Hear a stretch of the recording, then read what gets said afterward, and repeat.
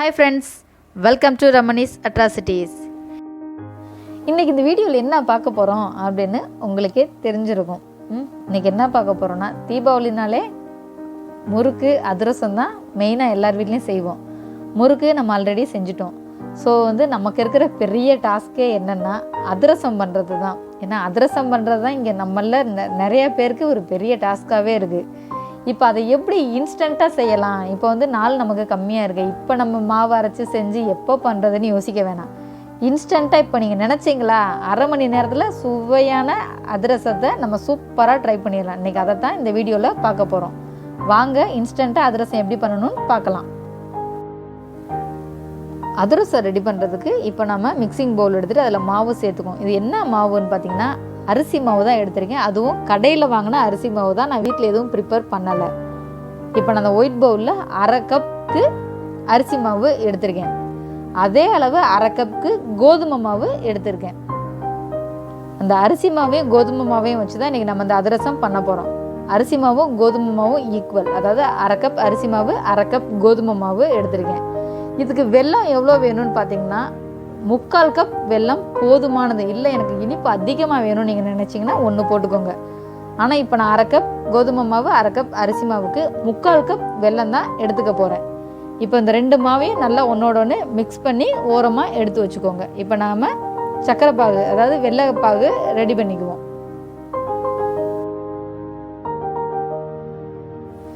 இப்போது சர்க்கரை பாகு பண்ணுறதுக்கு ஒரு பேன் அடுப்பில் வச்சுருக்கேன். 3/4 கப் வெல்லம் நான் அதில் சேர்த்துக்கிறேன். 3/4 கப் வெல்லம் எடுத்துகிட்டு அதில் 1 கப் தண்ணி நான் சேர்த்துக்கிறேன். சேர்த்துட்டு வெல்லம் நல்லா கரையிற வரைக்கும் நம்ம கொஞ்சம் வெயிட் பண்ணுவோம். வெல்லம் நல்லா கரைஞ்சி வரட்டும். வீட்டில் பதம் பார்த்து பண்ணுவோமே, அது சூப்பராக பர்ஃபெக்டாக வருமே.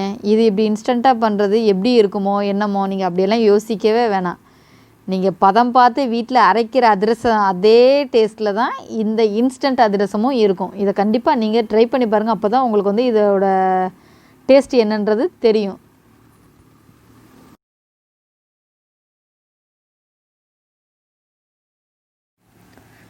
வெல்லம் கொஞ்சம் கொஞ்சமாக கரைஞ்சிட்டு வருது. இதில் ஒரு பிஞ்ச் அளவு உப்பு மட்டும் சேர்த்துக்கோங்க. ரொம்ப சேர்த்துறாதீங்க, ஒரு பிஞ்ச் மட்டும் உப்பு சேர்த்துக்கோங்க. நம்ம நார்மலாக அதிரசம் பண்ணணுன்னா பதம் பார்க்கணுன்னு சொல்லுவோம். ஒரு கம்பி பதம் வரணும், இல்லைன்னா அதிரசம் நல்லா வராது அப்படின்னு தான் சொல்லுவாங்க. ஆனால் நம்ம இந்த இன்ஸ்டண்ட்டாக பண்ணுற அதிரசத்தில் கம்பி பதமே பார்க்க போகிறது கிடையாது. கம்பி பதத்துக்கும் இந்த இன்ஸ்டன்ட் அதிரசத்துக்கும் எந்த சம்மந்தமும் இல்லைன்னே வச்சுக்கோங்களேன். வெல்லம் நல்லா கரையிட்டோம், நம்ம அடுத்தடுத்து மாவுங்களை சேர்த்து அடுத்தடுத்து நம்ம அதிரசத்தை சுட்டு எடுத்துடலாம். சூப்பராக வரும். இப்போது நல்லா வெல்லம் கொதிச்சுக்கிட்டு இருக்கு, கொஞ்சம் வெயிட் பண்ணுவோம்.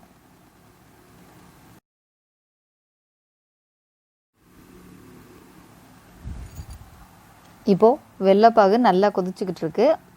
இப்போ நம்ம என்ன சேர்க்க போகிறோம் அப்படின்னா, 1 ஸ்பூன் கருப்பு எள்ளு சேர்த்துக்க போகிறோம். ஏன்னா அதிரசத்தில் மெயினாக நம்ம சேர்க்குறது கருப்பு எள்ளு தான். ஸோ அந்த கருப்பு எள்ளு 1 ஸ்பூன் சேர்த்துக்க போகிறோம். சேர்த்து எல்லாம் நல்லா கொதிக்கட்டும். நல்லா கொதிச்சு வர வரைக்கும் கொஞ்சம் வெயிட் பண்ணுவோம்.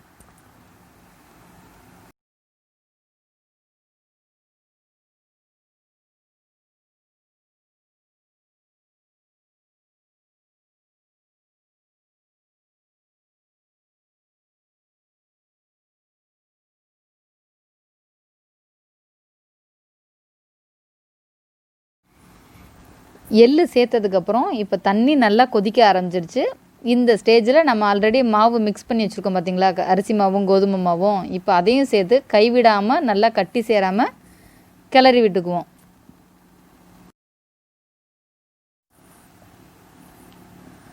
கைவிடாமல் கிளறினீங்கன்னா தான் உங்களுக்கு கட்டி சேராமல் மாவு நமக்கு ஒன்று போல் வரும். இல்லை அதிரசம் சுட்டோம்னா இடையில கட்டி கட்டியாக வர்றது மாதிரி இருக்கும். அதனால் முடிஞ்ச அளவுக்கு கைவிடாமல் கிளறுங்க, கரெக்டான பதத்துக்கு வரும். தண்ணி நீங்கள் எக்ஸ்ட்ரா சேர்க்க தேவையில்லை. ஐயோ தண்ணி பத்தாதுன்னு பயப்படவும் தேவையில்லை. இது கரெக்டாக இருக்கும்.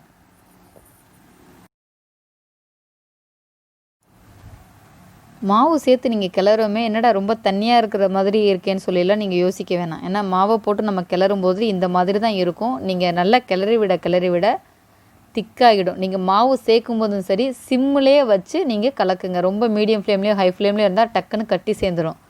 ஸோ சிம்லேயே வச்சு நீங்கள் கிளறி விடுங்க. இந்த ஸ்டேஜில் நீங்கள் அடுப்பை ஆஃப் பண்ணிவிட்டு கீழே இறக்கி வச்சுருங்க. அதிரச மாவை கீழே இறக்கி வச்சு ஒரு 10 நிமிஷம் தான் ஆகுது. இப்போது ஒரு ஸ்பூன் நெய் சேர்த்துக்கோங்க. நெய் வேணும்னா சேர்த்துக்கோங்க, இல்லைன்னா விட்டுறலாம். நான் ஒரு ஸ்பூன் நெய் சேர்த்து எல்லாத்தையும் ஒன்றோட ஒன்று நல்லா மிக்ஸ் பண்ணி வச்சுருங்க. ஏன்னா சுட்டோடு நம்மளால் மிக்ஸ் பண்ண முடியாது. ஒரு ஸ்பூன் நெய் சேர்த்து நம்ம பிசைஞ்சு விடும்போது பார்த்திங்களா, மாவு வந்து எந்த அளவுக்கு இன்னும் அந்த ஒரு மாதிரி லிக்விடாக இருக்கிற மாதிரியே இருக்கா. ஸோ நீங்கள் நெய்யோ இல்லை எண்ணெயோ ஏதோ ஒன்று தடவிட்டு ஒரு 10 நிமிஷம் 15 நிமிஷம் விட்டுருங்க. அதுக்கப்புறம் மாவு கொஞ்சம் நல்லா திக்காக வரும்.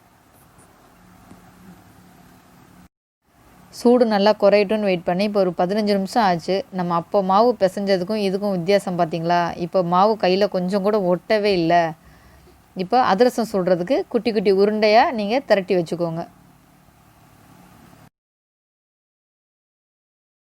அதிரசம் பண்ணுறதுக்கு வந்து உருண்டை திரட்டி வச்சுட்டோம். இப்போ அதிரசம் பொரிச்சு எடுக்கிறதுக்கு ஒரு கடாய் அடுப்பில் வச்சுட்டு பொரிச்சு எடுக்க தேவையான அளவு எண்ணெய் சேர்த்துக்குவோம். எண்ணெய் ஒரு பக்கம் சூடாகிக்கிட்டு இருக்கட்டும். அதுக்குள்ளே நம்ம அதிரசத்தை வந்து தட்டி எடுத்து வச்சுக்குவோம்.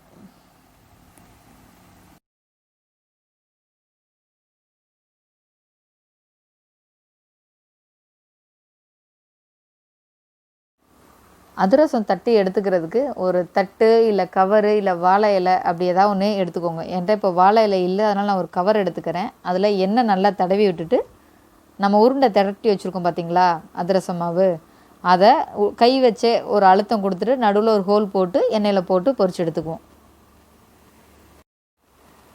இப்போது எண்ணெயில் போட்டு பொரிச்சு எடுத்துருவோம். எண்ணெய் வந்து ரொம்ப சூடாக இல்லை, எண்ணெய் வந்து நார்மலான ஹீட்டில் இருக்குது. ஏன்னா ஹை ஃப்ளேம் இருந்தாலும் உங்களுக்கு போட்டதுமே டக்குன்னு கருகிடும். லோ ஃப்ளேமில் இருந்தாலும் உங்களுக்கு எண்ணெய் ரொம்ப இழுத்துரும். அதனால் வந்து மீடியம் ஃப்ளேம்லேயே வச்சு எண்ணெய் நார்மல் ஹீட்டில் இருக்கும்போதே நீங்கள் போட்டு பொரிச்சு எடுங்க. இந்த அதிரசம் ரொம்ப எண்ணெய் இழுக்குமோ அப்படிலாம் நீங்கள் பயப்படவே வேணாம். இந்த அதிரசம் வந்து ரொம்ப எண்ணெய் இழுக்கலை. மீடியம் ஃப்ளேம்லேயே வச்சு ஒரு 2-3 நிமிஷம் ஒரு பக்கமும், அப்புறம் திருப்பி போட்டு அப்புறம் ஒரு 3 நிமிஷமும் நல்லா பொரிச்சு எடுத்துப்போம். ஒரு கோல்டன் கலர் வர்ற வரைக்கும் நம்ம பொரிச்சு எடுத்துக்குவோம்.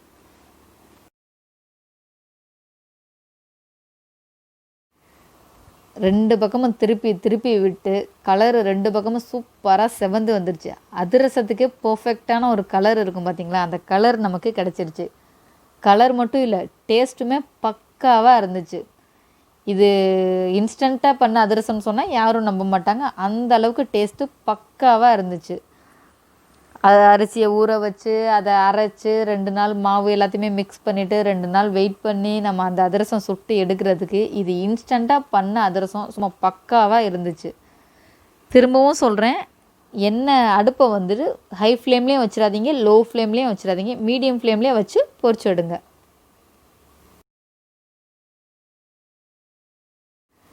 இது மாதிரி மிச்சம் இருக்கிற மாவு எல்லாத்தையுமே நான் வந்து அதிரசமாக பொரிச்சு எடுத்துக்கிறேன். நான் அரை கப்பு தான் எடுத்தேன். ஆனால் வந்து எனக்கு இதில் வந்து 18 அதிரசம் எனக்கு கிடச்சிச்சு. கொஞ்சம் தான் மாவு போட்டோம், ஆனால் 18 அதிரசம் கிட்ட எனக்கு தாராளமாகவே கிடச்சிச்சு.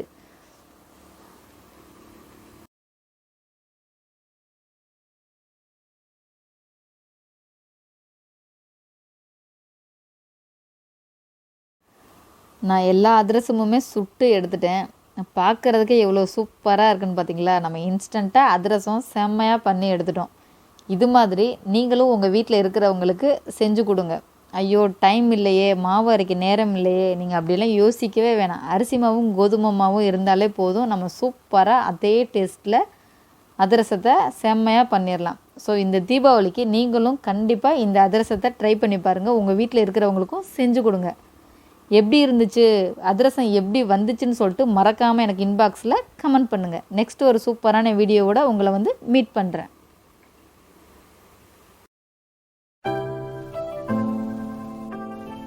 இந்த வீடியோ உங்களுக்கு பிடிச்சிருந்துச்சுன்னா லைக் பண்ணுங்கள், உங்கள் ஃப்ரெண்ட்ஸ் எல்லாருக்கிட்டேயுமே ஷேர் பண்ணுங்கள். மறக்காமல் எப்படி இருந்துச்சுன்னு சொல்லிட்டு கமெண்ட் பண்ணுங்கள்.